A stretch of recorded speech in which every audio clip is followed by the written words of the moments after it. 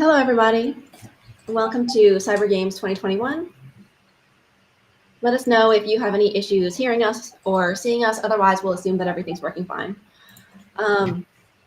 This is our 7th annual CTF. Our first 5 were held in person, and this is our second virtual event. So we're very excited to have all of you here. The CTF platform officially opens at 3 p.m. for problem submissions. So we'll probably continue talking through then, and we totally understand if you kind of tune out a little bit. But our goal for right now is to kind of do an introduction to the CTF, go over some of the logistics, some of the details of the platform, and then there will be time for some Q&A after the CTF has started in case anyone has any questions about the platform, about the challenges, or about the schedule. Oh, also, I'm Marina. Do you want to introduce yourself? And I'm Roman. It looks like your name is wrong. Oh, that's a good point. You might want to change that. Otherwise, people might get confused. Let's see. Roman is our CEO, and he stayed up most of last night implementing new features on the platform. I feel like every year, the night before CyberGames is like Christmas Eve because the rest of us go to sleep and then wake up in the morning, and magically all these new features on the platform have appeared. I think I'll probably have to leave and then join again. Actually, no. Okay. Well, we'll see you later. Okay. Well, first we wanted to give a big thank you to all of our sponsors without whom CyberGames would not be possible. So thank you to everyone who sponsored this event, and we're going to take some more time later today and also tomorrow to hear from some of them specifically. Also, in the email that most of you probably should have received today if you registered before a couple of hours ago, at the bottom of the email there are a bunch of offers from our sponsors specifically for participants of CyberGames. So first we're going to go over what a CTF is and what to expect.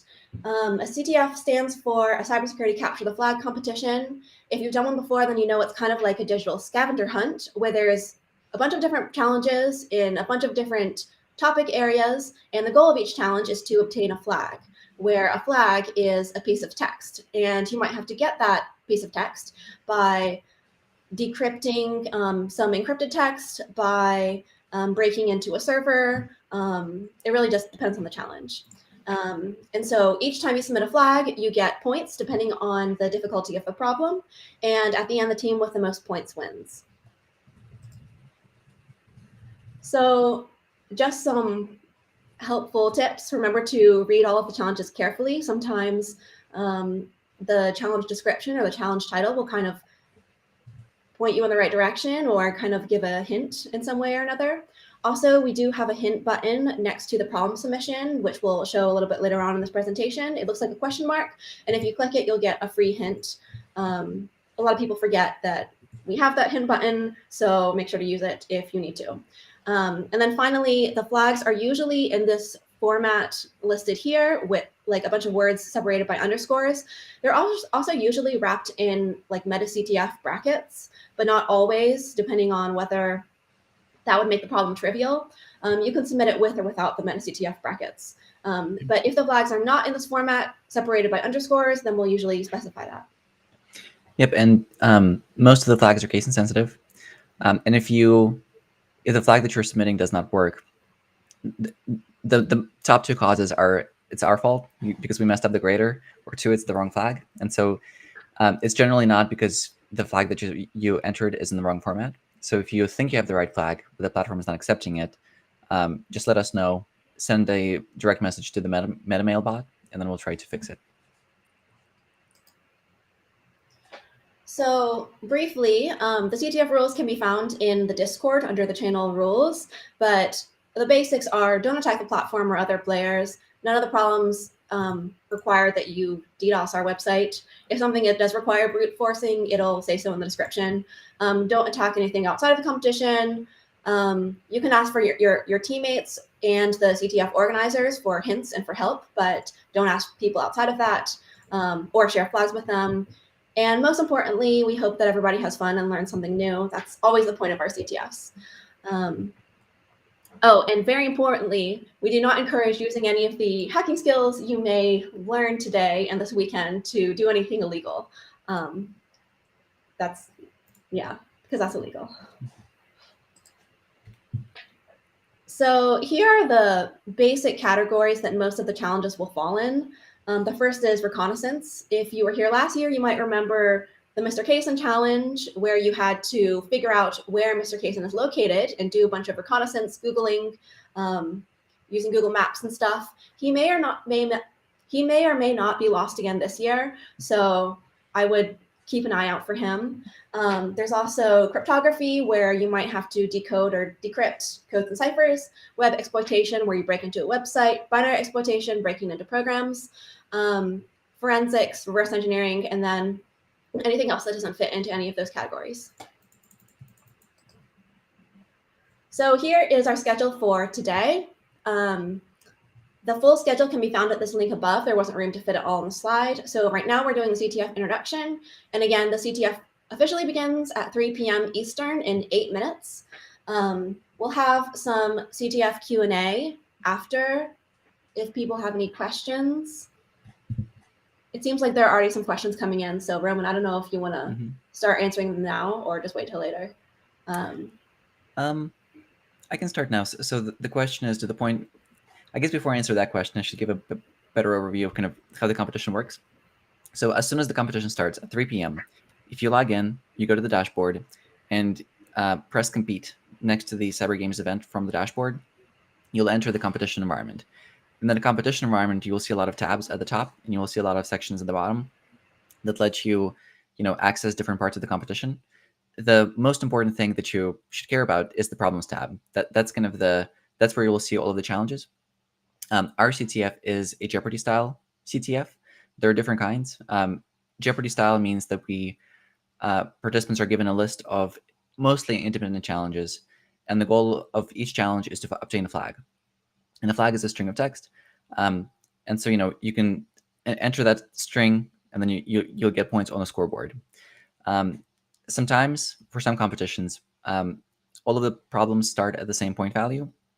While other competitions, each problem has a predetermined point value. So what we do is we set a static point value for every challenge. This usually works better for beginners because they know which challenges are easier. During the competitions, we may adjust the point values slightly, generally only to increase them. If we see that a challenge that we originally thought was very easy actually turns out to be more difficult, we might increase the point value. But the point value of each challenge will not change during the competition. And there is no bonus for being the first one to solve a challenge, but there are some other bonuses. And if you go to the problems page after the competition starts, you'll see a button at the top that lets you submit bonus flags. Yep. And maybe we should get through the rest of the presentation first, because that might answer some of the questions. Yep. Then we'll come back to questions later. But yeah, we have a few other talks later today. We will also might be showing bonus flags after those talks, so just be on a lookout for those. And we'll also go over how to submit the bonus flags later in this. So some more tips. Please feel free to use Google. The point of the CTF is to help you learn about new vulnerabilities or techniques, ways to solve problems. And so using Google is definitely encouraged, as well as your teammates. Also, please feel free to ask questions. You can reach us usually by Discord, or we're going to have this Q&A after. If Roman already said this, but if you think you have the right answer, please let us know. Do not attack anything outside the scope of this competition, and just remember to always kind of consider everything from like a moral standpoint, I guess. A couple more things. We will probably be having a t-shirt competition, so keep an eye out for more details about that. We basically need a t-shirt design for this year because we're a little bit behind on that. So keep an eye out for more details. We'll probably post them in the Discord and/or talk about it tomorrow. We're also going to have a competition for the best write-ups. We're going to specify a few challenges and then ask for write-ups for those, and then each of the winners for the t-shirt competition and the best write-ups will receive a prize. We'll also be having several kind of trivia style mini games like we did last year. Those will be, I think all of them are tomorrow, right, Roman? I think 4 of them are tomorrow, and 1 of them is on Sunday. Okay. Yeah. But basically, it'll be like a few trivia questions, and then the winner receives a prize. And those will all be from the live stream. Yep. And then finally, keep an eye out for bonus flags. If you see something that might be a flag, we have a button in the platform where you can, that says bonus on it, where you can submit bonus flags. Like I said, we'll be having some bonus flags on the live stream after talks. And you might also be able to find them by looking closely other places. You never know. There might be some bonus flags that were left over from last year competitions. Generally, we won't include them, and if you find them, we'll try to remove them just so that participants don't get confused. But if you see that, if you found a bonus flag that's not being received, let us know, and we'll either remove it or we might give you points. If you haven't yet, please make sure to join our Discord. That's where we'll be handling most of the questions and also posting announcements. Here's the link. You can also find the link within the competition platform. On our Discord, we have a MetaMail bot. If you have a question, just DM the MetaMail bot and it'll go to all of the admins. So whoever is available can answer your question. Also, if you need help finding a team, we have a Find a Team channel. You can use the MetaBot and add your team join code to the list, or you can list all the teams and choose one of the open teams from the list and join it from there. Once you have a team that you'd like to join, or if you'd like to switch teams, you can click the switch team button and enter the join code that you saw right here in this middle column of the MetaBot. Do you want to go over the platform a little bit, Roman? Sure. Maybe you can go through the slides, and then I'll share my screen and talk about some of the other things. So while I share my screen, you can probably go through the slides. Okay. So this is what you'll see once you click on the problem section inside the platform, which opens in 2 minutes. You'll be able to see a list of problems like this example flag format problem. And at the top, you can see all of these different categories, and you can click on them to either filter them out or choose the ones that you want to focus on. At the left-hand side, you can see the bonus button that I was talking about earlier. You can click that if you think you have a bonus flag. You can also customize the UI settings, and we have a link to CyberChef as well. Right, this submission field is where you will submit the flag, and to the left of the submission field, we have a hint button that I also mentioned earlier. The bonus flag is not something to solve, usually. I mean, you might notice something weird, like you might notice something that appears to be encoded somewhere, and if you try and decode it, then it might give you a bonus flag. But usually the bonus flags are just going to be given to you. That was a response to a question, by the way. I can take over the stream. So let's see. So to access the competition environment, after you log in, go to the dashboard. And once it loads, I hope it doesn't crash right before the competition starts during the live stream. It's 3 p.m. So it is 3 p.m. Yeah. Good luck, everybody. Are you already having issues with the website? I think so. I guess let's go back to screenshots for now. While I try to troubleshoot some things. How about you troubleshoot, and I'll keep going through the slides. Yep. Okay. So if you click on the scoreboard button in the nav bar, you'll be able to see a scoreboard of all of the teams. You can see that we have 2 separate scoreboards for students and non-students. And if you click on a team, you'll be able to see all the problems that it solved. Here's an example of some of the customizable UI settings. And you can also see some of the event statistics, including statistics for your team, in the stats button at the top of the nav bar. We don't have a CyberGames this year. Oh, so we wanted to thank our sponsors again. Roman, I think you had a couple quick videos to show. Yep. Let me do that now.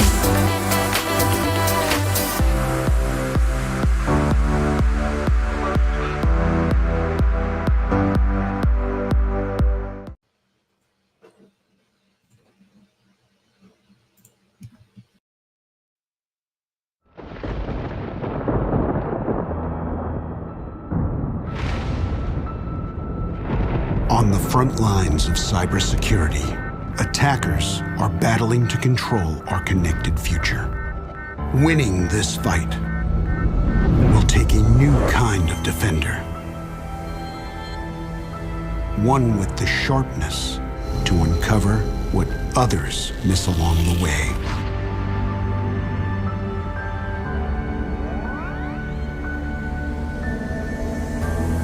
The visibility to spot danger anywhere it hides.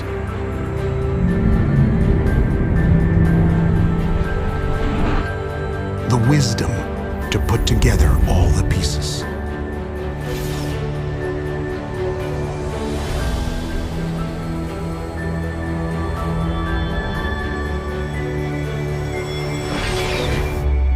And the courage to respond with force.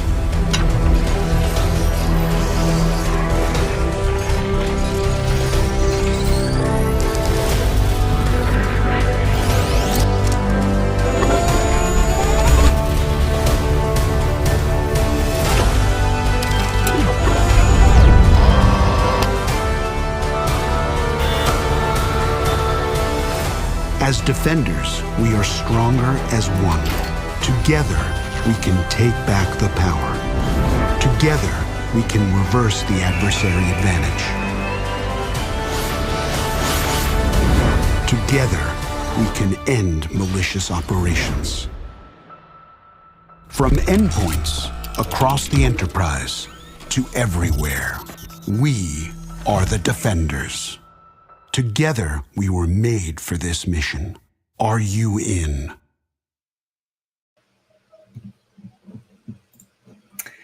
Hey everyone, so I've been doing some debugging, and it looks like the main website is down, but the competition website is actually pretty fast.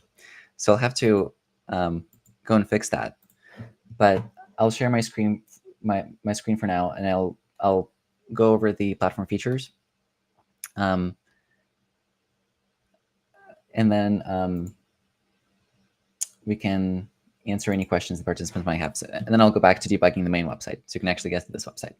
So this is the page where you can access most of the competition information. You'll see the schedule, a link to the live stream, a link to the schedule. We have a list of the prizes, and we'll be updating this information as we go. Right here, we have a Meet a Mentor / recruiter feature.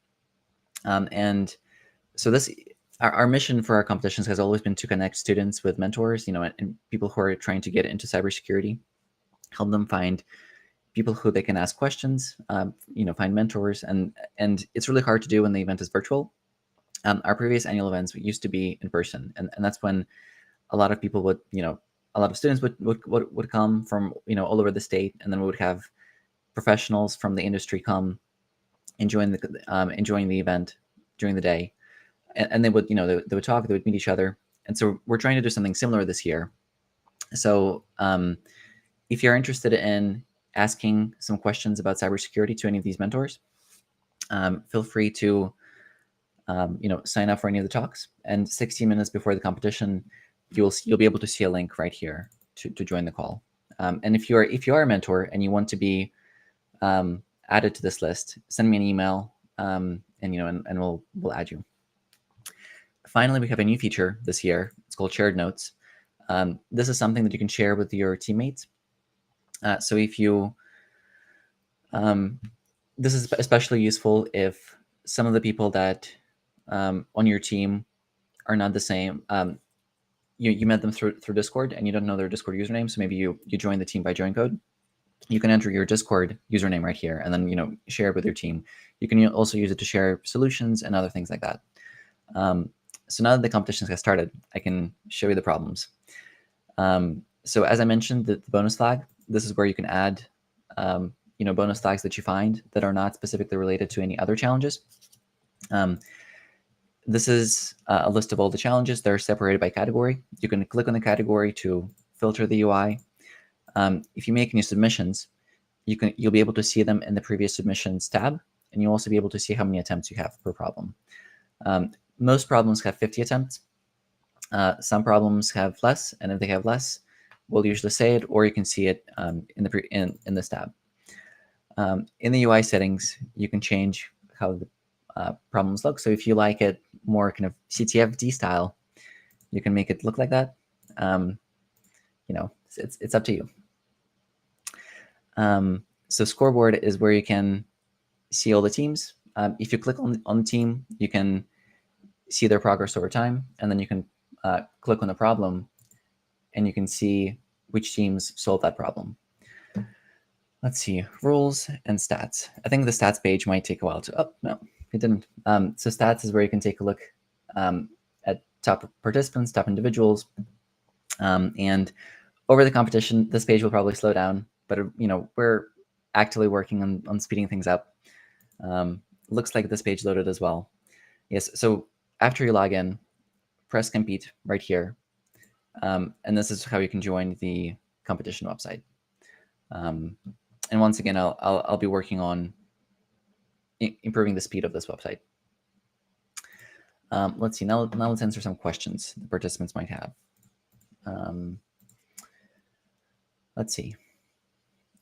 Can we use our own virtual lab, or is there other ways to do the challenges? You're welcome to use whatever virtual machines, virtual labs that you have. Generally, the reason you might want to do that is if you don't want to install any software on your own computers. But you're welcome to use whatever tools you can find on the internet. Does it matter how fast we solve the problems? Usually it doesn't matter. The only place where it does matter is if two teams have the same number of points on the scoreboard. For example, right here, we have University of Florida and another team from CTF Time. The reason this team is placed higher is because they achieved 1,000 points before the other team. So that's the only place where it matters. Do you lose points for using the hints? No, you do not. If you press on the hint button, you will see the hint. Some hints might have a penalty, but it will prompt you to purchase the hint for the penalty before showing to you. So if you press this button, you will never lose points automatically. Yeah, you'll only lose points if you actually press like a button that says, I want to exchange this number of points for this hint. Let's see. Do the bonus flags have the same format as normal flags?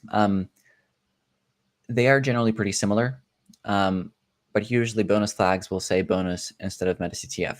So for example, right here, this flag starts with MetaCTF. To make things confusing, usually the bonus flags will say something different instead of MetaCTF, but sometimes they might not even have anything in the front. Let's see. It shows more than 1,000 days and time left. We'll fix that. I think we probably, messed up a few years.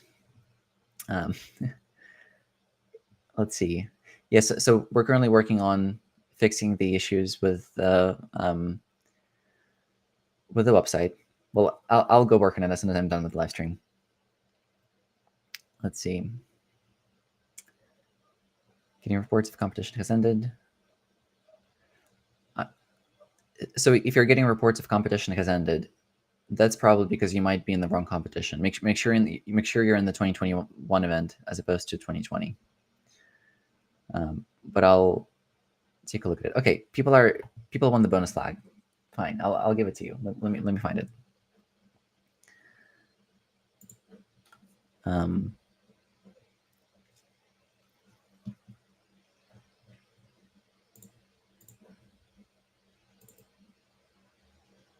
Okay, here's the first bonus flag, and I'll put it on the live stream. I guess in a message.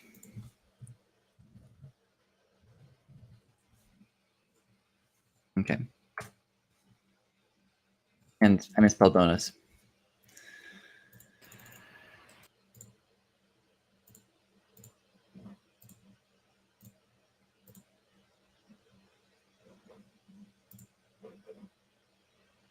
I'm having issues with this. Are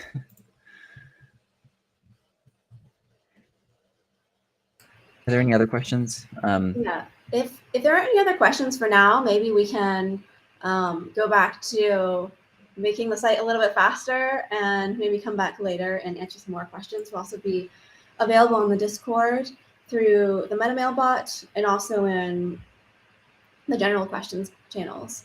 So I think there was one more question. Are all the challenges available from the start or any being added during the contest?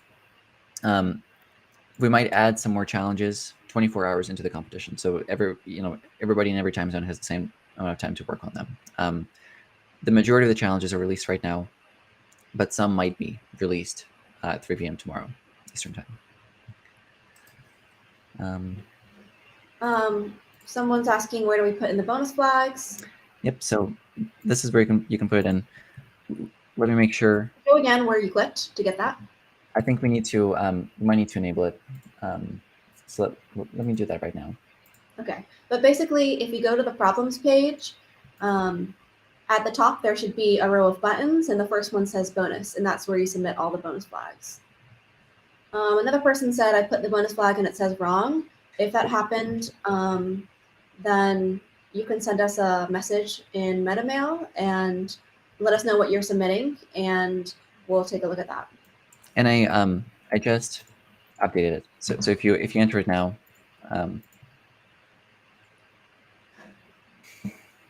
okay. So anyone still not working? Let's see. Let's try this now.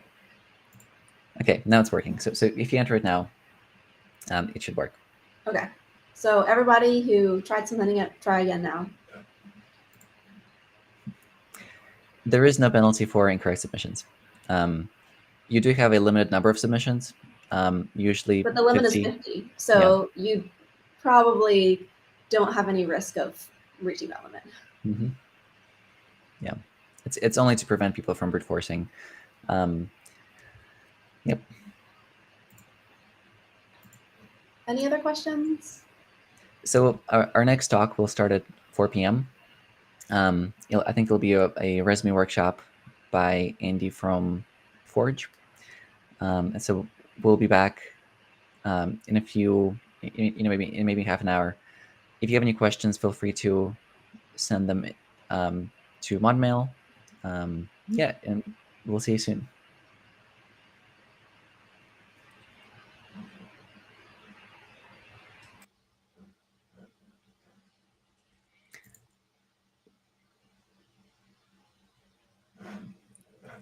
Let's see. Let me try and put something up.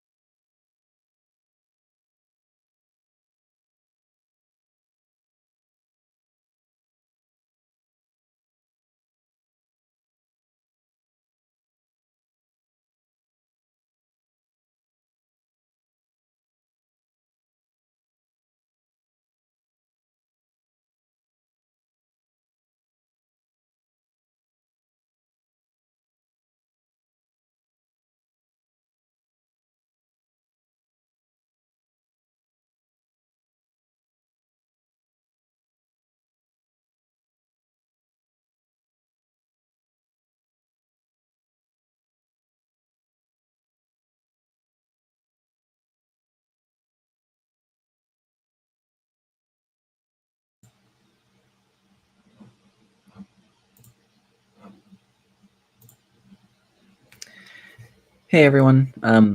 We're still working on the issues with the login form. The competition website loads very quickly, and it just doesn't make sense because the main site doesn't need to do any computation, to log you in. It doesn't have to calculate the scoreboard. It doesn't have to do anything else, but it's still for some reason so slow. And it's hosted on the same server, so we're trying to figure out what's happening with the login form. But yeah, but as soon as you log in, and as soon as you successfully authenticate with the compete site, you should be fine.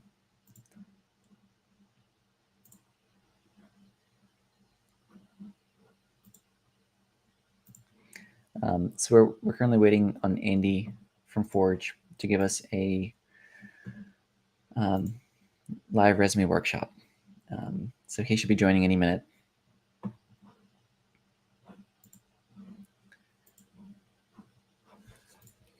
Let's see, but in the meantime, I'll be trying different things.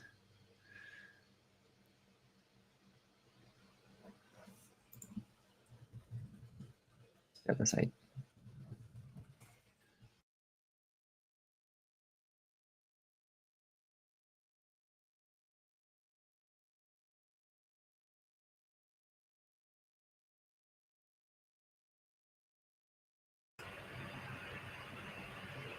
Also, we are working on developing a new website. It's just taking a lot of time and money, so it might take a bit longer than we had hoped. We'd actually hoped to have it ready by this year, but hopefully next year, we'll see.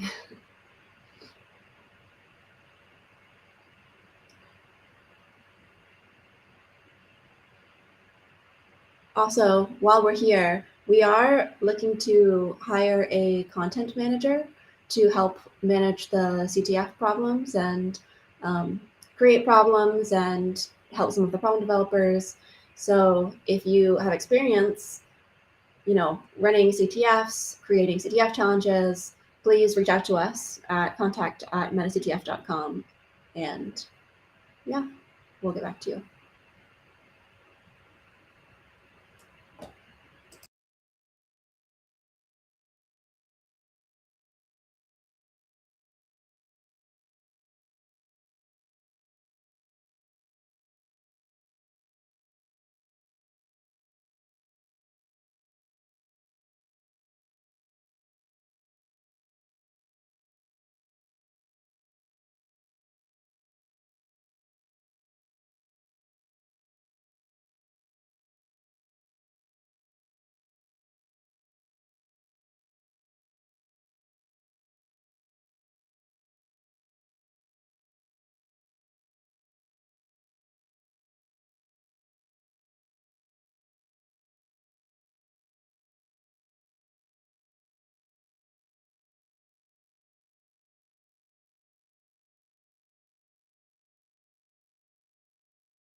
Now it looks like my microphone was turned off. I don't know how long I was speaking for.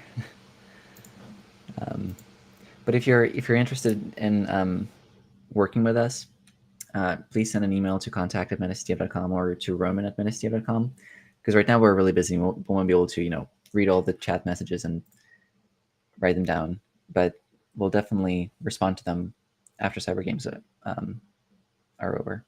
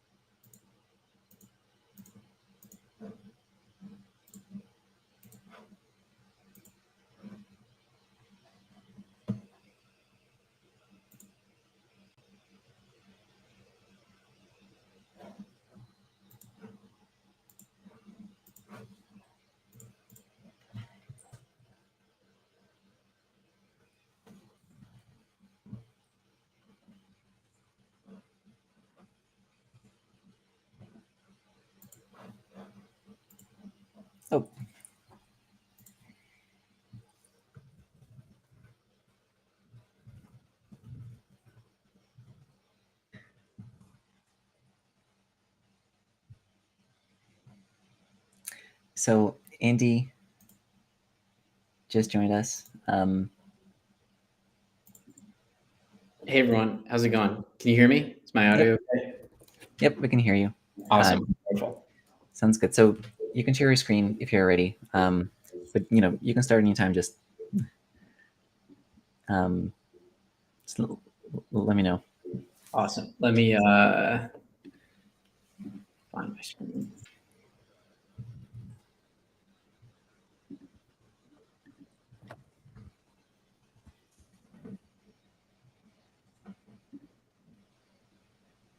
Awesome. Are we seeing slides? Yep. Perfect. I think so. Actually, let me Yeah, so just to introduce Andy. So you are the executive director of Forage, which is an organization originally founded at UVA, but I think right now you're growing. And you essentially help students improve their technical skills, and you help them find internships and start their careers. Yeah, that's right on. Sorry, I had to reshare the slides. Is it good now? Yep. Okay. So that's what it looks like right now. Okay, perfect. Oops. Awesome. And are we live? Should I go for it? You're live, and you can see the questions on the side. Awesome, wonderful. Hold on. Let me move those questions up. I'm sorry, I haven't used Reacher before. Let me move those this other tab up to my other monitor so I can see questions as they're coming in. Sounds good.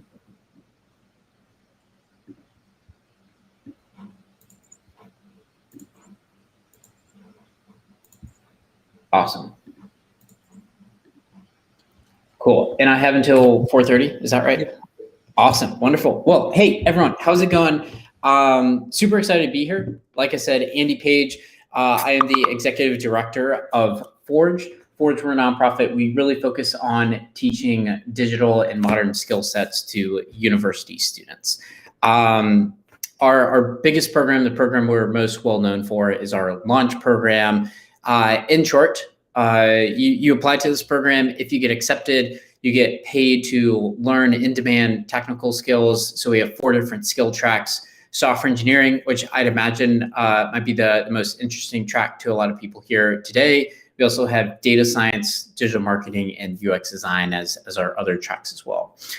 You apply into those tracks, you go through a 150-hour training program in those particular skill sets, and then we actually find and place you at internships during the summer. So it's a really cool program. You walk away with money and new skill sets, and it's really cool. We've been doing it for the past 5 years.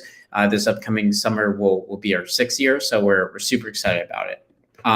But today, what I'm going to talk about in this workshop is usually like 45 to 50 minutes. So I'm going to try to talk really fast, try to get it all in by 4:30. But we're going to go over the basics of what you need to know about resumes. And what I'm really going to try to focus on today is try to stay away maybe from some of the more like foundational stuff that you can just get if you go to like a career center at your school, and really focus on like more advanced stuff or some kind of like tips and tricks that we've seen throughout the years that really help students with their resumes. So we're going to go over a few different types of resumes. I usually divide them into 2 different types of resumes that exist.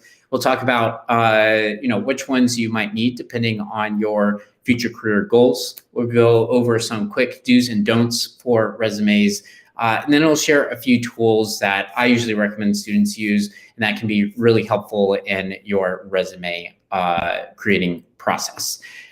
So generally, there are 2 types of resumes. There are what I call ATS-friendly resumes, and then the second type is what I like to call creative resumes.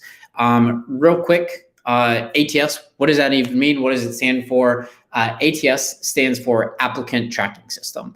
And basically what that means, it's kind of like a glorified PDF scanner. These are mainly used at medium to large size companies. They will take very many resumes, put those through this, glorified PDF scanner, and then sort out, let's say, 1,000 go through. It might pick out the top 50 for a actual talent manager or recruiter to actually look at as a human and get human eyeballs on that. And there are some things you can do on your resume that, like, regardless of how talented or how qualified you are for a certain position, there are some like silly things you might be doing on your resume that might be getting your resume just like kind of disqualified by these ATS systems. Like I said, these are kind of like glorified PDF scanners. And if anyone is familiar with like OCR software, it's the software that tries to parse information from PDFs. It's not perfect yet. And that's the software a lot of these ATS systems are built out of. What I like to say is that even if your resume is not going through a ATS system, everything I'm about to say still applies. Even when a person is looking at your resume as an actual person with physical eyeballs, everything I say is going to also apply, because humans are also going through resumes really quickly. I spend my entire day talking to talent and recruiters, like probably 4 or 5 every single day.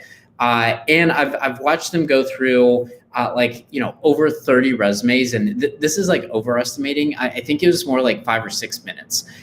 So they're going through it fast. They're really trying to parse information from your resumes. And sorry if there's a lot of background noise. I'm right across the street from a train track. But they're trying to parse information from your resume as quickly as possible. So a lot of what we talk about, like, here's how you can get your information parsed by machines incredibly easily, also applies to recruiters who might be going through it. So a few quick don'ts for these ATS systems. If your resume is going to be submitted through a ATS system, make sure you are not using a non-traditional font. I always recommend, whether you're using Google Docs or Microsoft Word, whatever word processing document software you're using, just stick to the default. You can't go wrong with the default. Sure, your resume will look, kind of boring, but that's like kind of the goal with these ATS-friendly resumes. You want to make sure that you're not doing anything too incredibly unique or hard for OCR software to read or to be able to parse from PDF, because that will automatically get your resume thrown out. So make sure you're using a very traditional, normal, common font. Make sure your resume is not structured or formatted so that there are 2 columns from left to right. Make sure there's just like one consistent column going from the left edge to the right edge of your resume. Again, this software is new and not as smart as it needs to be able to figure out, like, oh shoot, okay, like where does one line end?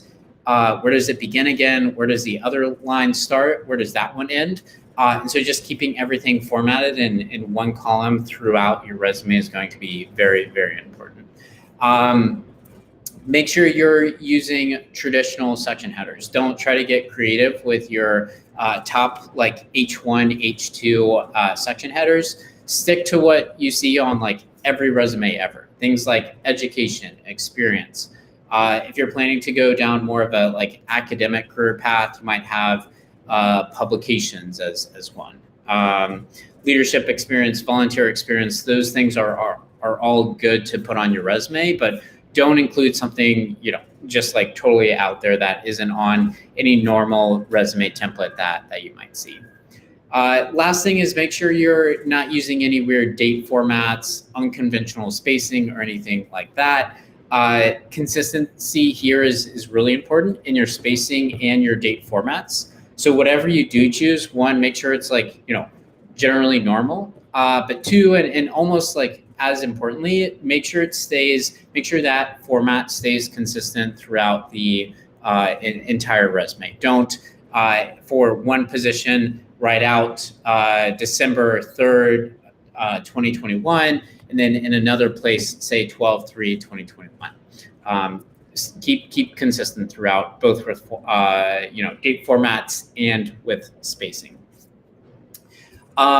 With the ATS friendly resume, and we'll figure out a way to share these slides afterwards, but I have linked here a template. It goes to a Google Doc. This actual format for the resume has been tested with, I believe, 3 of the most popular ATS softwares, and has been, approved that, hey, everything on this resume, these ATS systems can actually read and parse. So this way, if you're starting from this template, you can make sure that, hey, as long as I keep this template, I can add my own content, I can add my own experiences. And I'm confident that if I do submit my resume to a company that uses one of these systems, at the very least, I feel confident that it will be able to actually read and parse this information from my resume. So hopefully that can be a helpful resource to you all. What I will also go over, and I'm going to breeze through this super quickly because this doesn't really apply to a lot of people here as part of this event.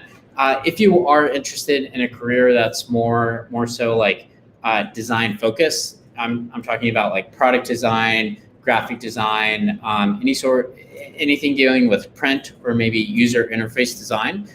You might need to have a second version of your resume that I call a creative resume, something that showcases your skill set as a designer and showcases that you are, you're a unique candidate for that particular position. These are helpful if this does apply to you. These are helpful to have if you go to an in-person interview or if you're at a networking event or a career fair, being able to physically hand these pieces of paper to whatever company you're submitting a application for. If this applies to you, it's important that you have both a creative resume and also an ATS friendly resume, so that if you're submitting online via form and you're relatively confident that hey, this is probably going to have to go through an ATS system, it's important to have both of those. Awesome. So now we got through all that. I'm going to go over some general resume tips. Again, I'm going to try to focus on not the super basic stuff that you could just get from your career service department, but really focus on some stuff that, over the past 6 years that we've been working really closely with our company partners, some things we've learned in analyzing, hey, this is what students are doing really good. And this is what allows our students to get matched with internships or full-time jobs really quickly, versus, hey, we notice if a student isn't doing this, or if they are doing something else, this really holds them back and they really struggle to get that first interview. So first thing, this is super foundational, but I want to get the point across, is before you start writing your resume, before you start thinking about what experiences you want to put on your resume, try to take a step back and really try to think about what you think a perfect and ideal interview would look like, the things you would talk about, the experiences that you would bring up, and how those conversations would be laid out. That's a really helpful mindset, a thinking hat to put on before going into writing the actual content for your resume, because that helps you put yourself in the shoes of the recruiter. What questions do you want them to ask you? Which ones do you feel prepared to talk about? Which ones do you want to talk about because you think you have something really awesome to say, or a prior experience that's you really want to show off? So this can be really helpful, just putting yourself in that mindset before you start actually writing out your experiences or deciding which ones to actually include. Be concise. This is probably my #1 pet peeve, but your resume should only be 1 page. It should not spill over to 2 or 3 different pages. This should be true regardless of how much experience you have. I'm not going to click on this link because we don't have time, but this link goes to a resume someone did for Elon Musk. It's not Elon Musk's actual resume, but they put together hey, someone as experienced and as talented as Elon Musk, even he could fit all of his experiences onto a one-page resume. And so, I don't know if anyone here has more experience than he does. So let's just say like, hey, everyone here can probably fit all of their past experiences onto a one-page resume. If you do click on this link and go to that resume, just know that I included that only to make that point. It's not a great example of like what a good resume should look like. So just an FYI on that. This is one of the, this slide goes over like how I think, this is like the easiest tip that you could take in like improvement you could make on your resume that could take you from, let's say, a like B+ candidate to a A+ candidate when a recruiter is looking at your actual resume. And this is something that I don't think a lot of students do, or maybe they don't know how to do, but this can really help you stand out from a crowd. And that's to include results of your prior positions within your bullet points. An easiest way to do that is to add quantitative metrics on the results that you were able to achieve in your prior positions. Here, I think it's, again, helpful to try to put yourself in the shoes of the recruiter who might be looking at your resume. What their job is, what their task is from a stack of resumes, be able to pick out a few candidates to interview. And their job is to, at the end of this whole process, find the 1, 2, 3, 4, 5 different people they can hire that is going to be able to come to their company and achieve their most results for their company. The easiest way that you as a candidate can communicate to the recruiter or who is ever going over these resumes that, hey, I'm that candidate, I'm the one that can achieve a lot of results, is to quantitatively on your resume say like, hey, here are the results I was able to achieve in my prior positions. So for a quick example, instead of writing something like, rank companies' Facebook and Twitter accounts, a much better bullet point would be increase Facebook following by 40%, and total Facebook reach by 60%. Instead of saying something like increased SEO strategies to boost site traffic, say something along the lines of increased site traffic and conversion KPIs with targeted SEO strategies. Even when you can't include a quantitative metric or maybe there wasn't a metric associated with that bullet point, what you want to try to do is really try to lead, emphasize the result. And then after that, in that bullet point, talk about the skill that you used or the associated skill. And that past example it was SEO strategies.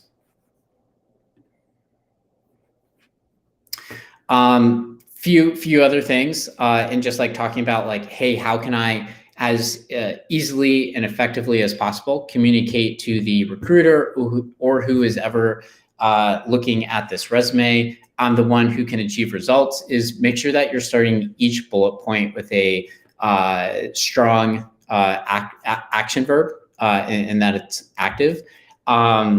That's going to be really important. I'm going to talk a little bit more about that later, and I have a good resource to share that has a long list of really good verbs to include on your resume, broken down into different categories based off what you may be trying to communicate. I get asked about tenses a lot on resumes. Always try to do present tense for current stuff, past tense if it's stuff you've done in the past.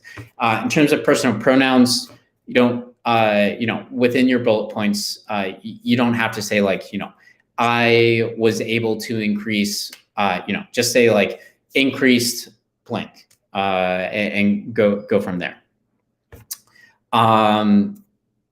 Yeah, we already talked about quantitative numbers. What I usually recommend is for each position on your resume, ideally 3 bullet points is kind of the golden spot.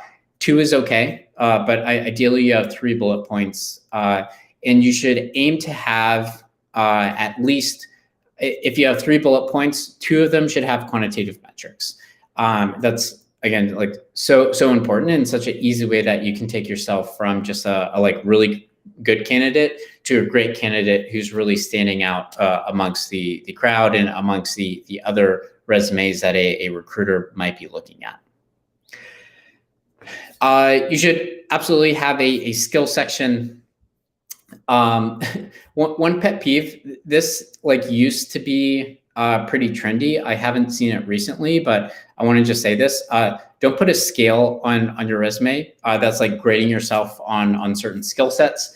It used to be a thing where like, people would grade themselves on a, out of 10 scale, and it'd be like, oh yeah, I'm 4 out of 10 on Python and 8 out of 10 on Adobe Illustrator. Don't do that. One, it just like wastes a bunch of space on your resume. Two, your grading scale for certain skill sets is unique to you. Like the recruiter is not going to know what a 4 out of 10 for any skill set means. And it's also going to be different than a different candidate in the scale that they are grading themselves on. So don't put scales. I'd say like, you can, if you want to, you can break out your skill sets into categories of level of proficiency. So you can, basic, advanced, and maybe expert, or, there are a bunch of templates that have different levels of proficiency that you can look at and see if that makes sense for you and your portfolio skill sets that you do know. What I often find is a better way to break out your skill section is kind of by like role or skill set. So if you have a mixture of, let's say, maybe data, software, and marketing skill sets, having those 3 categories and listing out all the skills that are related to each of those 3 categories. Few other just like things I get asked about a lot. Only include Excel if you actually know it. If you know like what macros are in VBA, you can probably include it. If you don't know what either of those things are, like maybe not. You might not know it enough. And this depends a little bit on the position, but you probably don't know Excel enough to the point where a recruiter who is specifically asking for Excel would expect you to. Don't include Word and PowerPoint. That's like, I don't know, like old boomer skill sets. Everyone who is hiring people our age today already expects everyone that they'll be talking to just like have those skill sets already. Absolutely include, any programming languages that you do know, even if it's basic proficiency level. And then something I often like to remind, especially students of, is that if you're involved with a student organization and you've ever helped them with their marketing, or maybe you've helped them create a website, those you might be using Wix or Squarespace or MailChimp to send emails. Any of those skill sets are like, still really desirable and in demand by employers. And even if you aren't necessarily looking for full-time or internship roles that are dealing with MailChimp or Wix or Squarespace, those are still good to throw on your resume. And you might find yourself in an interview where it would actually be helpful to have a combo of maybe technical and marketing skill sets as well. Another point I like to make, and this sounds kind of silly, but I've seen it a lot. So that's why this slide exists. But make sure when you're submitting your resume, if you're submitting it via like a file or a document, PDF is always preferred. And like I would only recommend ever sending PDFs when you're applying for roles. That's a document type that everyone can open. If someone sends me a Word document, I won't open it. I don't have it on my computer. It's always annoying and never converts well to a Google Doc. So I just won't open it. Always submit a PDF, and then also make sure like the document title of your PDF is something professional and like something you would be comfortable with the company actually seeing, because they will see that document title.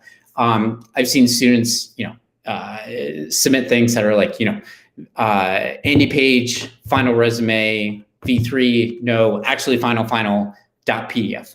Or like the worst thing I've seen is students submit, something that says like Microsoft resume .pdf, and they might submit that to like IBM or a different company. So just make sure. What I usually recommend is something super simple, like first name, whatever your first name, last name is, resume.pdf, and that way you're just staying professional in your document titles. Last thing is keywords. I want to like, I'll say all of this with a word of caution. Make sure you're including important keywords for the types of roles that you're applying for within your resume, within your bullet points, within your skill section. What I don't want you to do is just like fill your resume with a bunch of buzzwords or skill sets that you might not really know or understand or really don't have experience in the hope that, hey, yeah, if I have like 50 of these keywords that are all related to a cyber role, then I'll just get like a green light through any ATS system that I submit this resume to. They don't really work like that. Or like you will get caught when someone is looking at it in person. So, just know that these exist, and generally like it's good to have a few keywords, but don't try to game the system because it probably won't work out for you. I talked about this a little bit earlier, but it's just incredibly important to make sure you keep this in mind. Make sure your formatting is consistent everywhere. That's talking about like making sure you're having the same type of bullet points. There's equal spacing between the bullet points. Make sure there's equal spacing between the end of one position and the beginning of another position, and everything like that.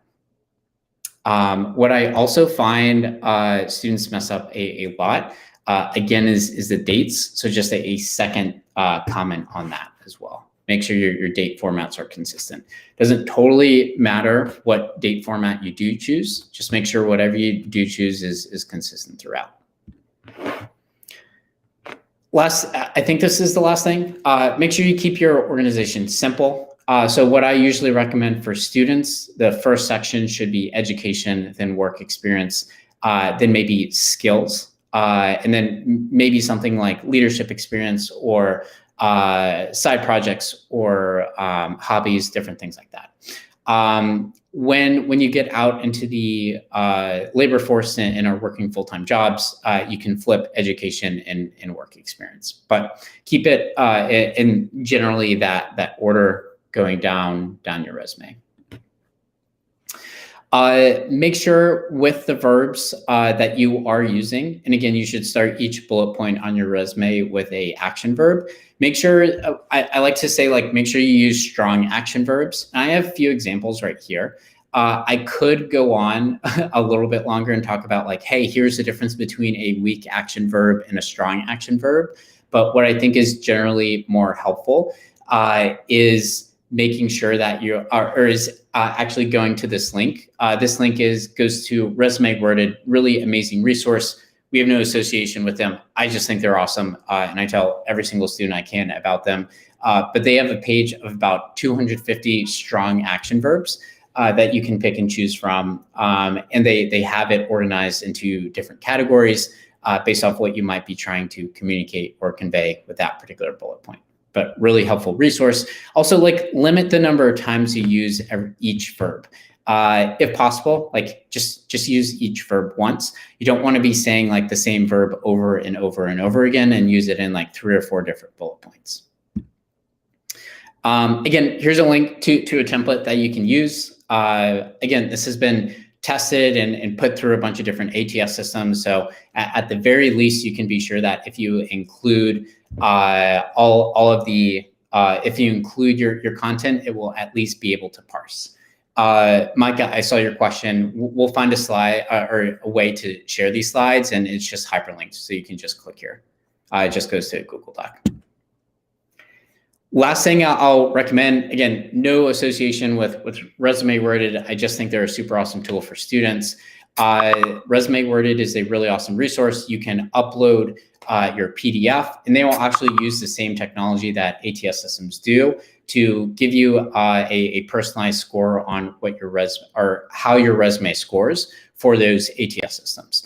they're not going to be giving you a score on the actual content of your resume, or how qualified you are for certain positions, but we'll just give you a generalized score of like, hey, in terms of like formatting, length, style, consistency, everything like that, here's how a ATS system would score your resume. So the free trial is more than enough than what you should need, and will be more than enough to get you by. So really helpful resource if you're just incredibly worried about making sure your resume gets past these ATS systems. That's about all I had for today. Hopefully this was super helpful. One last point I will make is that I don't want you all to think too much about these ATS systems. If you're applying to maybe larger, medium companies, I'd say if there are more than 200 full-time employees, they might start to use some of these systems. If you're applying to smaller companies, probably not. Like, it's probably going straight to a person. But like I said, like it's not really a game to be like, oh shoot, like I need to get it past this ATS system. It's just like you need to know these very basic tips to make sure you're not getting disqualified, even though you might be a good qualified candidate. Awesome. Well, team, hopefully that was helpful. We'll find a way to share these slides, and you all will have access to all these links. Thank you. If you want to send me the link in the private chat, I think I should be able to post it in the Overall chat. And if you have any, if participants have any questions, well, I guess maybe we can talk more about Forage. So is Forage available to just a few certain universities, or is it something that anybody can apply for? Yeah, so actually, before this semester, Forage was just focused on University of Virginia students. As early as recently as this semester, we've actually opened our programs to students from all universities. So, and everyone's welcome to apply. Sounds good.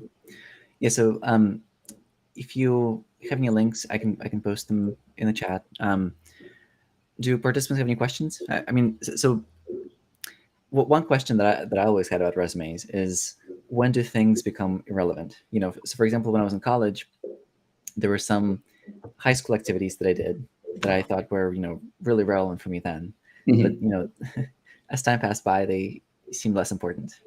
What's your take on that? Yeah, no, that's a great question. So a few things. If you're a first year or a freshman, totally acceptable and okay to continue to have experiences from high school on your resume. Recruiters are going to get that. You don't have that much time to have gained 4 or 5 different experiences by the time you just joined school.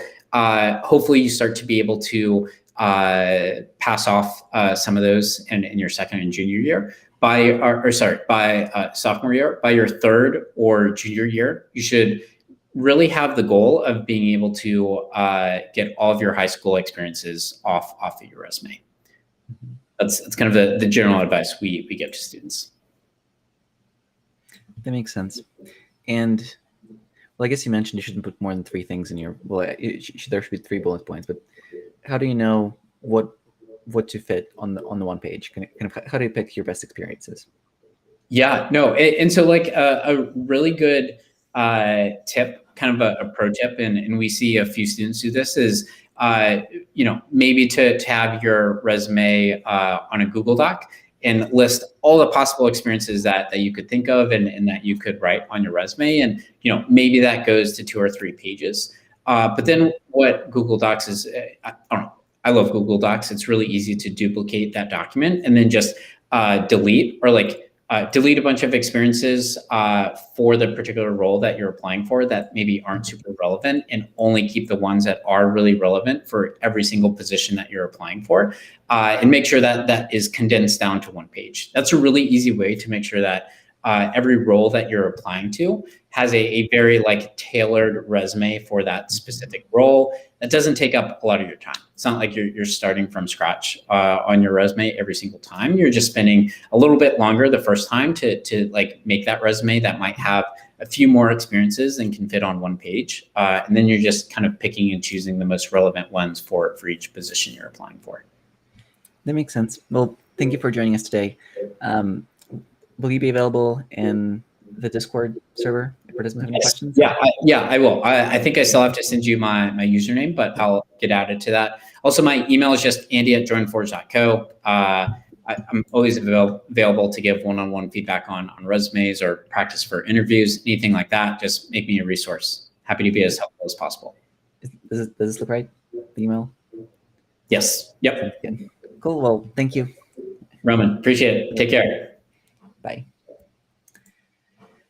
So our next speaker for today is Brian, who is, and I think he's actually in the call. So let me bring them in. Hey, Brian. Hello. Hey, is it Timur? How do you pronounce Timur. it? Timur. That sounds good. Well, Brian is the assistant director of, I think, graduate admissions at University of Virginia School of Data Science. Yep. And Yeah, it's a long title. Co-director of Rise Together. And I think it's a nonprofit that connects students with disadvantaged youth. Yep. So Brian is here to talk about kind of School of Data Science and some of the programs that you have to offer. So I'll let you take from here. Awesome. Thank you. Thank If you. you want to share your screen, I can just let me know. Yeah, that would be great. We have a couple slides we can walk through and talk through, and so that would be great. Sounds good. But cool. It's nice to meet everyone. I know I can't see you, but you can see me. This is a cool platform I've never seen before. So that's cool.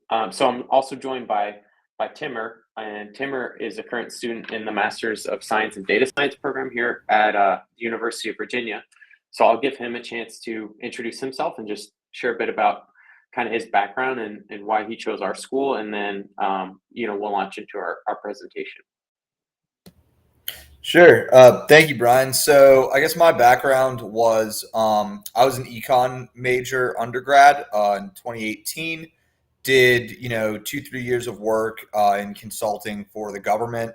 Started getting into kind of more data science adjacent things. Really kind of decided I kind of fell in love with that. Decided I needed to get more training to be as good at it as I wanted to be. And what really stuck out to me about UVA's program was just how like tight knit and close the cohort was. It's only about 60 of us. It's like a very integrated program that they kind of really think out every aspect of. And then the capstone, which we'll talk about later, really spoke to me as well. So made that decision, and am very glad I did. Awesome. Thanks, Timur. So we're here because we hope you might be interested in our program. And I mean, you love coding, right? You wouldn't be here if you didn't. And if you like data and you want to put those two things together, then our program is a really good fit. So I'm going to go ahead and share my screen.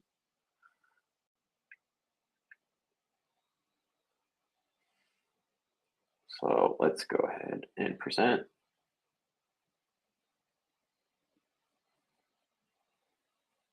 All right, cool. All right, Timur, I can't see the chat or anything other than the screen. So if anyone pops in anything in the chat, just let me know, okay?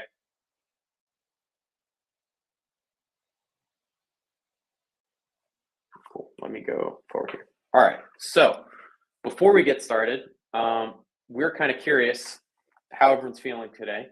So we have this sheep scale here. And if you want to drop in the chat, which sheep you're feeling like, and a bit about where you're coming from, so we can get a sense of where people are coming from to this program. And so, whether that's like a US versus international, or your current college student, you'd say like, I'm at JMU and I'm number 4. I'm feeling a bit like number 4 today. It's been a long day. I kind of want to put a bucket over my head and just chill. But kind of a bit about where you're coming from.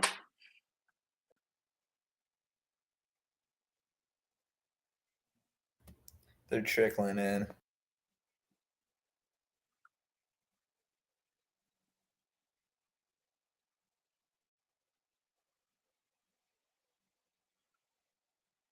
Got some 3s.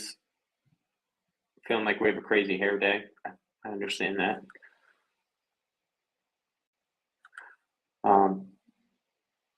Cool. All right. Well, we'll keep going. So here we go. All right. Still learning this platform here. All right. So kind of a bit about our school. We're a pretty unique space. We're the newest school at the University of Virginia. And we really call ourselves a school without walls, meaning that data science in and of itself isn't really its own discipline. It more complements a specific domain. So for instance, you apply data science to the humanities or to business analytics or to bioinformatics or some domain that you care about. But the tools are very similar across the disciplines. So our goal is really to teach students the tools that you can use to apply to data science challenges in a domain that you're passionate about and that you're excited about. So we're purposely collaborative with pretty much any domain across UVA and across the country. So it's a really cool place to be if you like coding and you like data and you want to apply it in lots of different ways. And you want to learn, methods that are specifically focused on application to something you care about versus a specific discipline. So we did a bit about introductions. And so I'll go a bit over the program.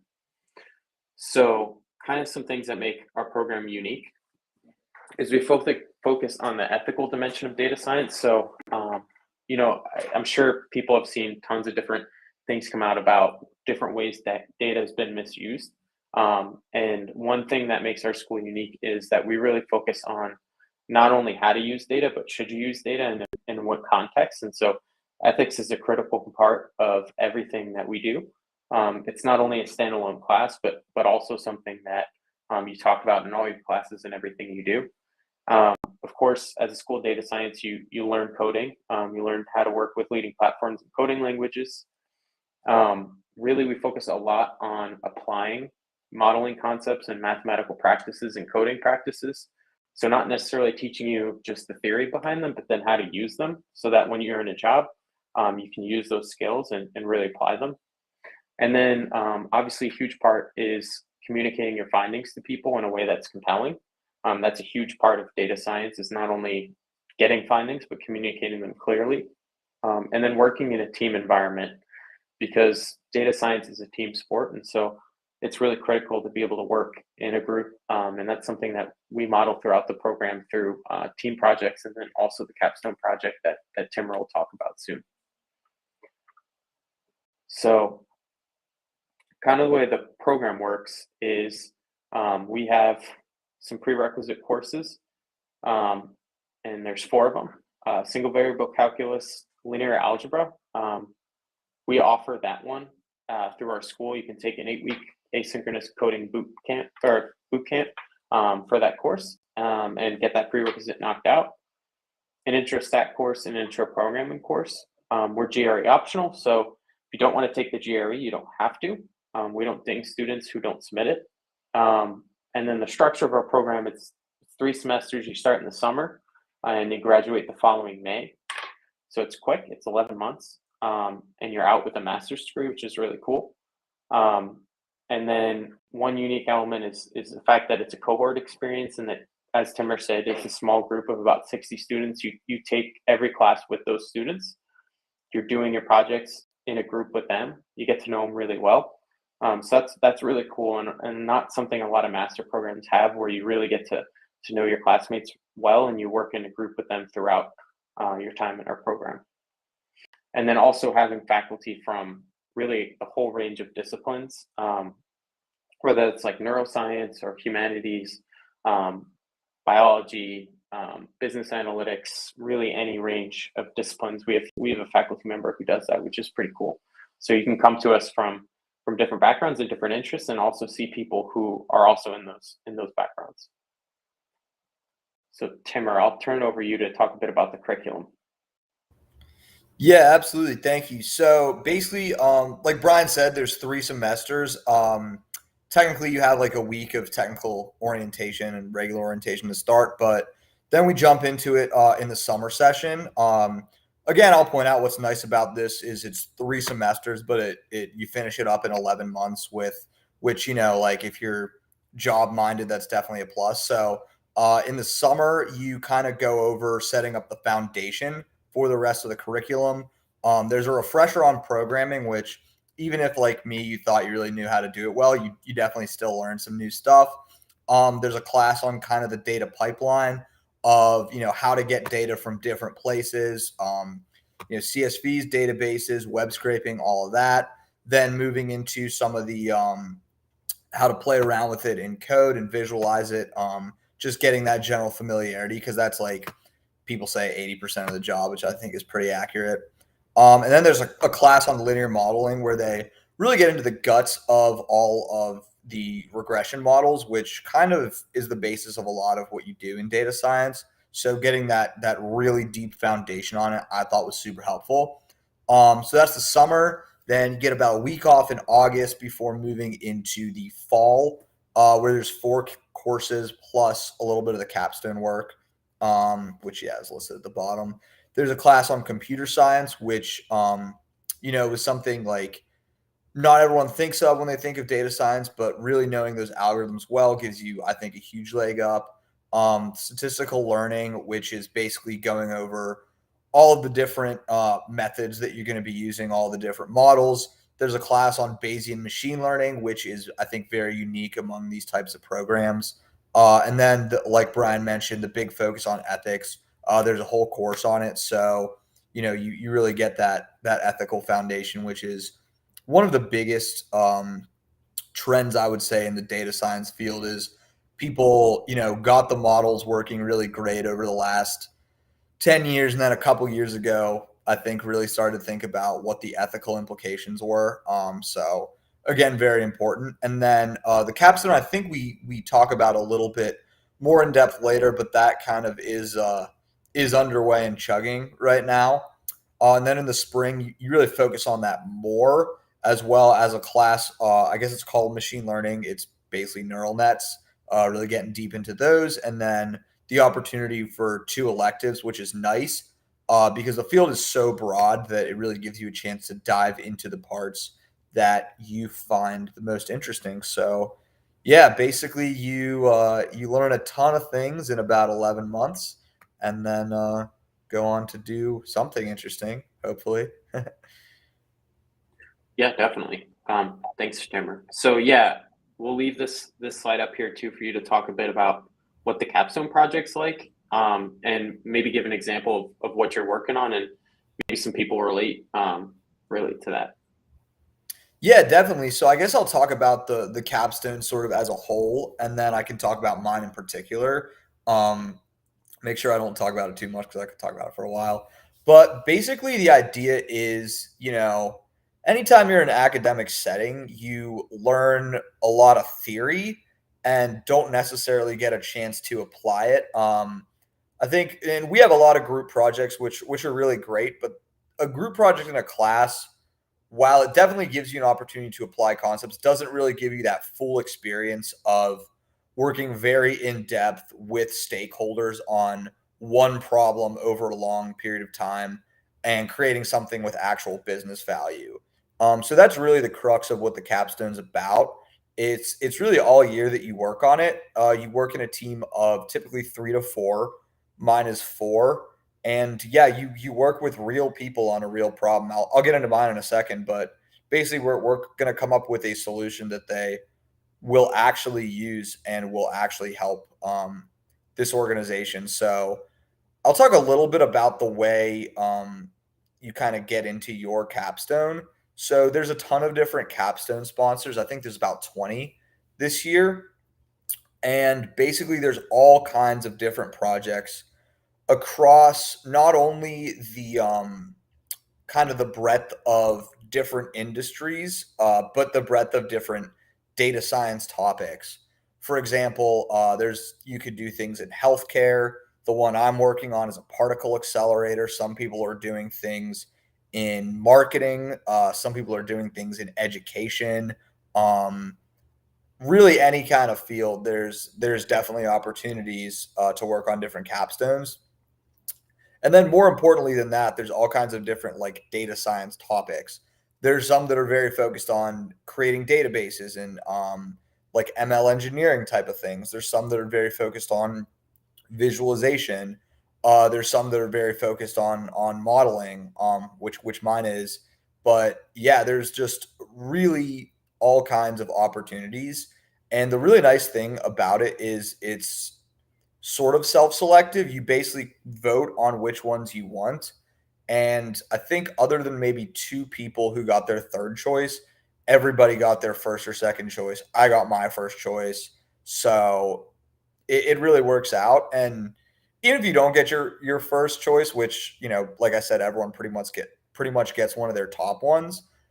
I think there were like maybe 2 or 3 projects out of all of the 20 of them that got presented that I didn't want to work on. So everything is kind of awesome. And they're real problems. So, you know, that's that. And then I can talk a little bit about what mine is particularly. So I'm working with a particle accelerator. And the problem they're having is these things are obviously like very, very useful for experimental results that, you know, drive the field of physics forward, but they're super expensive to run. And often they have these issues with the machinery that, you know, cause errors and cause downtime. Right now, they really can't do anything about it. So what we're trying to do is look at the sensor signals from the different mechanical components of the machine and try to see if we can predict these issues before they happen.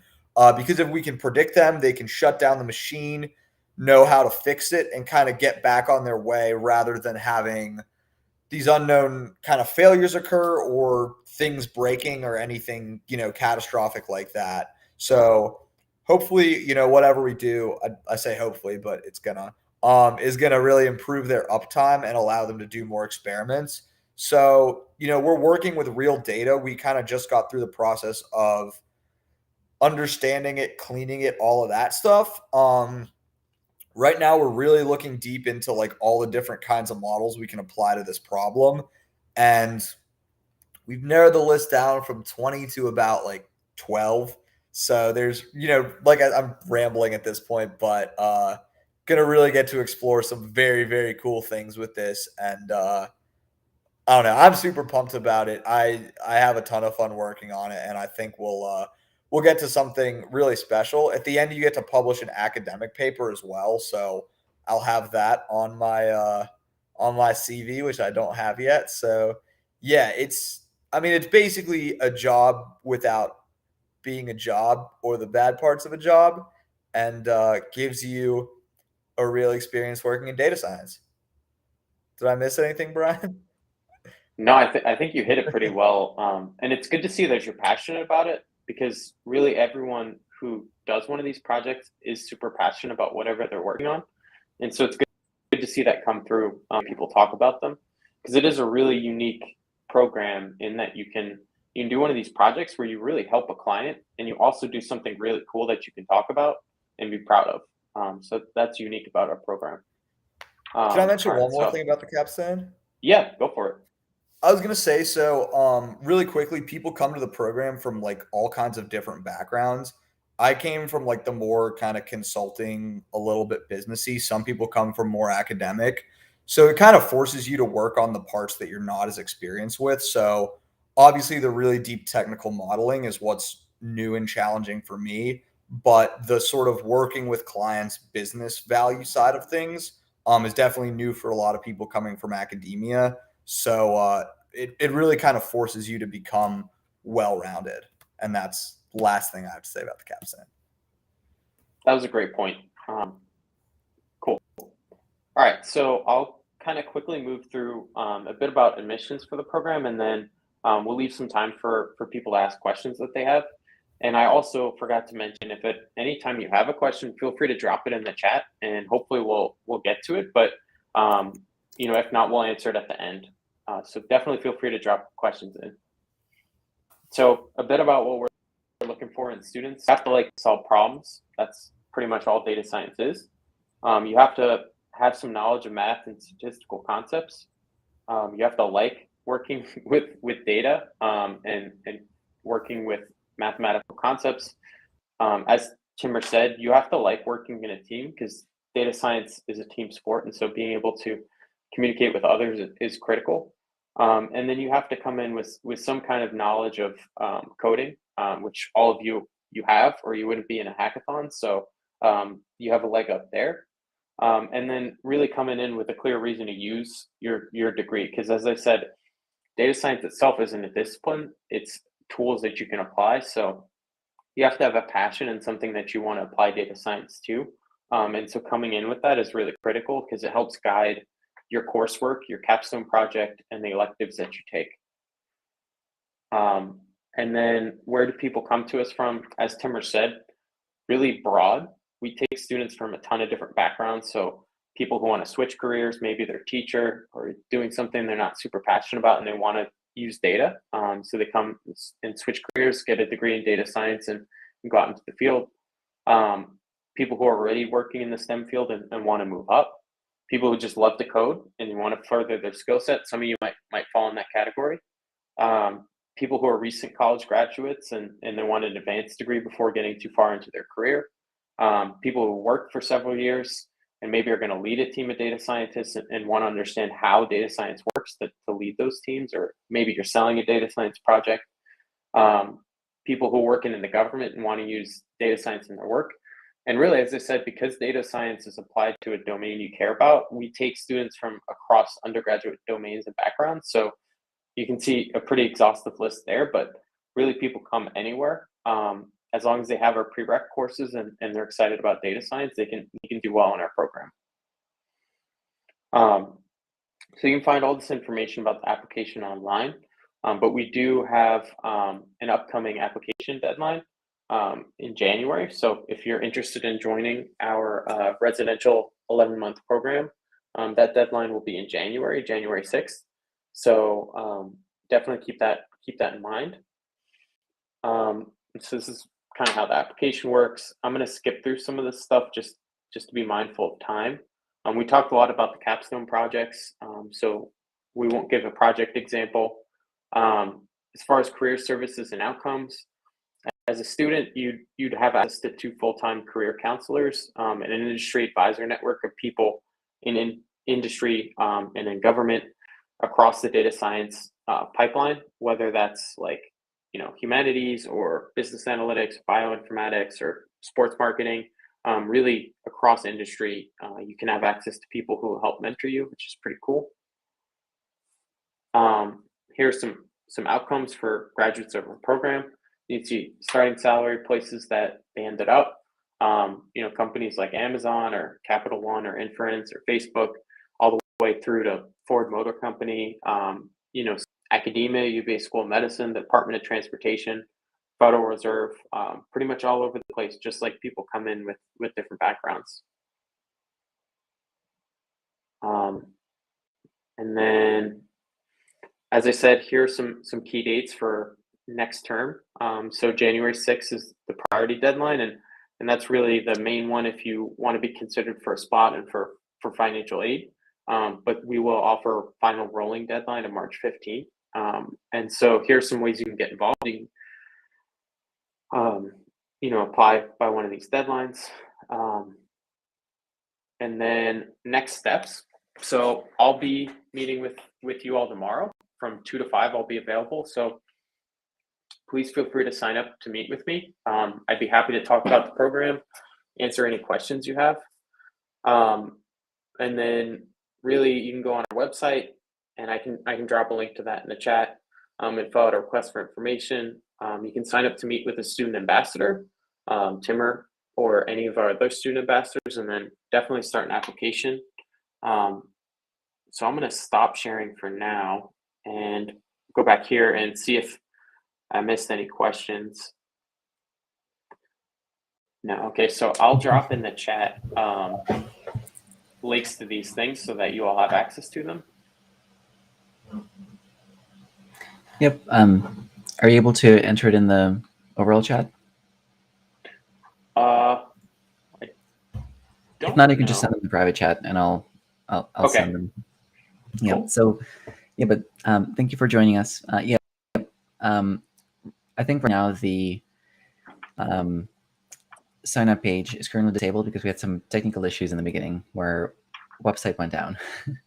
So we disabled some of the features to make sure that, you know, and then now we're slowly enabling them to make sure that they aren't the issue. Okay. But I'll share these links. Yes, I had some questions. So Sure.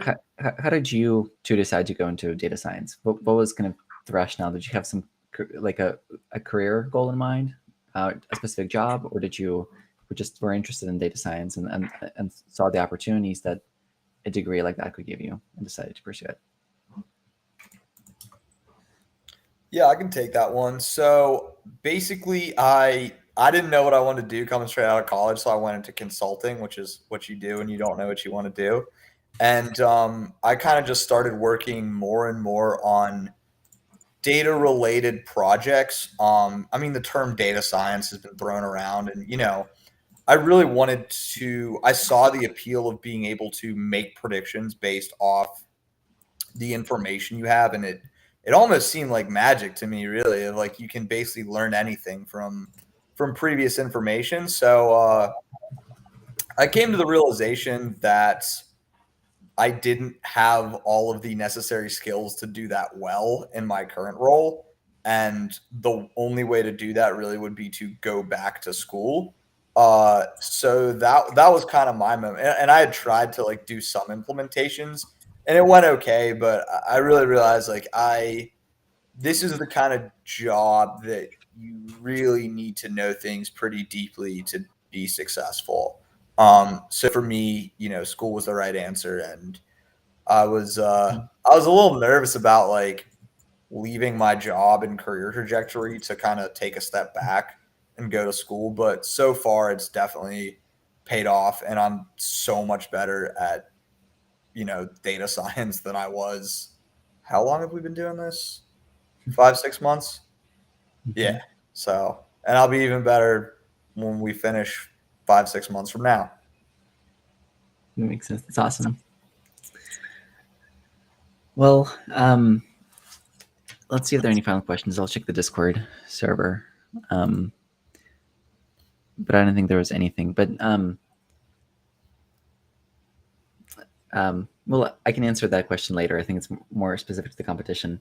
But I think both of you will be in the Discord server, and I think I might have your Discord handle. So I'll make sure to give you like distinct roles so folks can find you. But thank you for joining us.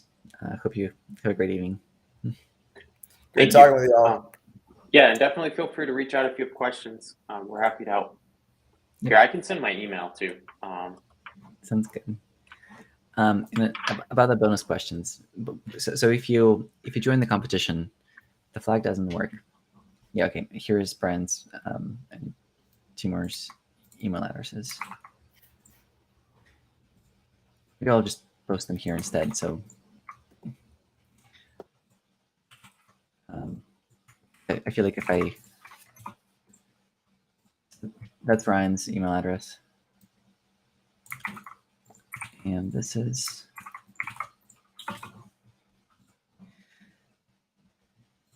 Timur's. Okay, so let me share my screen and I can show you where to spin the bonuses. So if you go to the competition platform,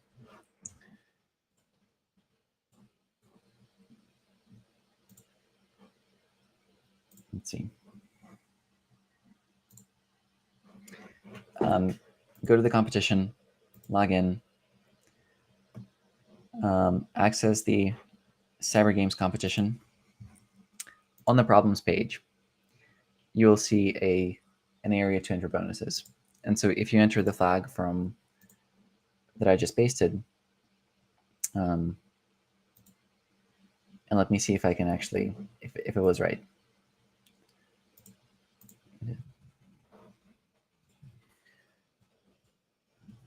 We'll submit it. Yep, and it worked. Make sure you're submitting it properly. So Steve, if it still doesn't work, DM the ModMail bot. For today, I think that was the last talk, so we're not going to have any more bonuses on the live stream today. But there will be a live stream tomorrow, which I think starts at around 11 a.m. Eastern time. And we'll have plenty of bonuses and mini games there for extra prizes for raffles. And we have some really exciting speakers. Rob Fuller is a really well-known penetration tester and red teamer. Dr. Graham, he recently published a book with No Starch Press on ethical hacking. John Hammond is great. Okay, so flag doesn't work for you. Are you copying and pasting it directly? Are you referring to the most recent one, or is there a another one? The mini game is not related to speakers. It'll be, if any of you have ever played Kahoot, it's not going to be Kahoot, but it's going to be very similar. You'll see a list of, as soon as you join, everybody will see the same question at the same time. I think you'll have about 20 seconds to answer it. And the sooner you answer, the more points you'll get, as long as you answer the question correctly. And then whoever gets the most points in the end will win. But those aren't related to speaker topics. Those are just random cybersecurity trivia. Yep. So you're saying flag doesn't work. Is it not working for, is it the most recent one, or is it one of the previous ones? Yep, it's going to be pretty much the same as last year. If you forgot some of the bonuses, I think you should be able to scroll back and check them out.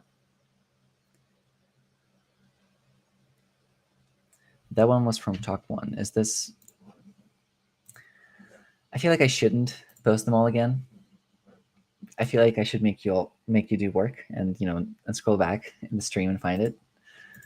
But let me confirm. And I think you're right. The one that I just submitted was the wrong one. Thank you for pointing it out. Let me see.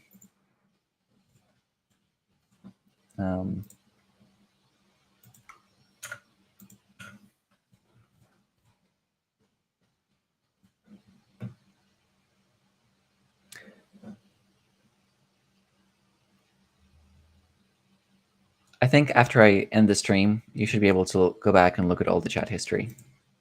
But I think the bonus that I gave you was, can somebody confirm if it is the same one as the one I gave you previously?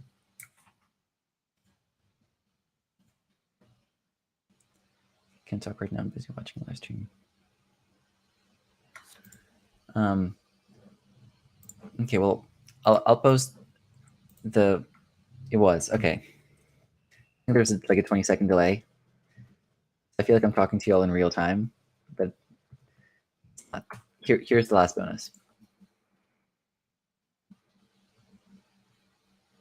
Okay, sorry about that.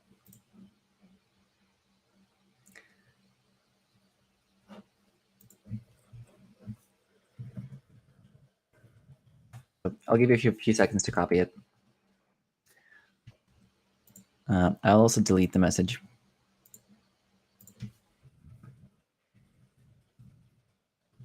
All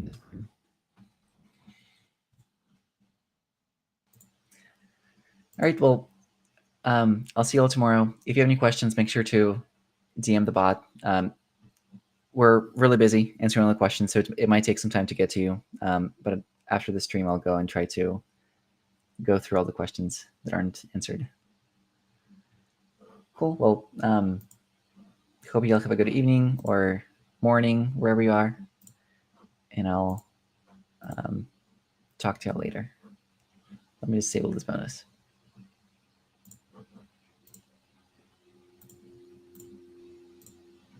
All right. Bye.